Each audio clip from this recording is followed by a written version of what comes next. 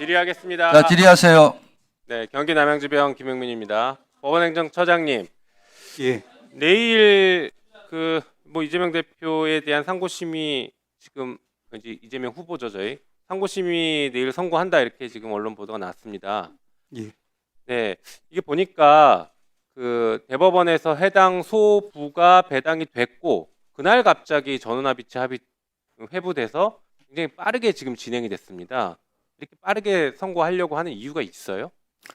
아시다시피 이제 저희 법원행정처는 재판 업무하고는 일체 거리를 두고 있어서 그 정확한 내막에 대해서는 저희들이 알 수도 없고 알아서도 안 됩니다. 다만 말씀을 마저 드리면은 이제 저희들이 이제 언론 통해서나 또 저희 전체적인 이제 흐름을 통해서 추측하기로는 저희들이 이제 최근에 통계를 뽑아보니까 작년부터 저희들이 적어도 이제 공선법 사건에 대해서는 우리 법에 정해진 그런 취지를 법관들이 준수하자라는 그런 운동을 저희들이 많이 벌이고 있는데 최근에 이제 공선법 사건에 처리된 사건을 보면은 그 이전에 비해서는 1심, 2심 모두 한 2배 정도 속도가 빠르게 처리가 되고 있습니다. 거기에다가 이제 사안의 예를 들면 시급성이라든지 또 이제 성격이라든지 이런 것을 이제 토대로 해서 이제 재판부에서 아마 그 전압 재판부인지이겠지만 판단했을 거라고 생각합니다. 그렇게 좋게 해석하실 수도 있겠지만요. 국민들이 바라볼 때에는 지금은 국민 주권, 국민 선택의 시간입니다. 법원의 시간이 아니에요.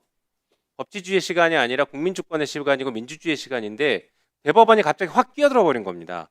그래서 저는 당연히 내일 상고 기각이라고 생각하고 있지만 분석하고 있지만 어떤 결론이 나오든 대법원이 지금 정치 한복판으로 끼어들었다라는 것에 대한 비판을 면하기는 어려운 상황이다라는 비판들이 있습니다. 여기에 대한 비판점도 잘 고려하셔야 됩니다.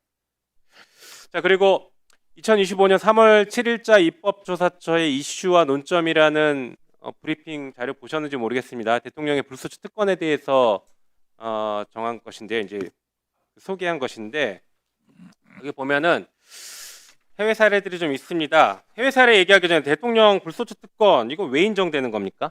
어떻게 이해하고 계십니까? 뭐 최근에 이제 언론에 많이 나오고 또 이제 교과서에도 나오는 것처럼 재직 중에 이제 대통령으로서의 어떤 직무를 충실히 수행하기 위해서 헌법상의 어떤 특권을 규정한 것이다 이렇게 보고 있습니다.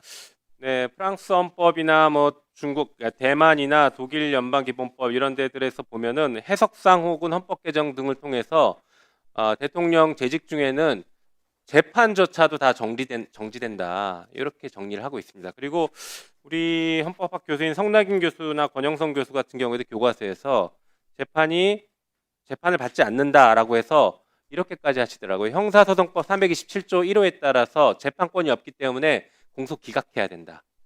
이런 의견까지 학자들은 제시하고 있는 것 같습니다. 외국은 또 어떻게 했나 보니까 미국 같은 경우에는 트럼프 대통령 아시죠? 예. 기소된 사건에서 연방검찰이 공소를 취소해 버렸습니다. 이거 혹시 아십니까?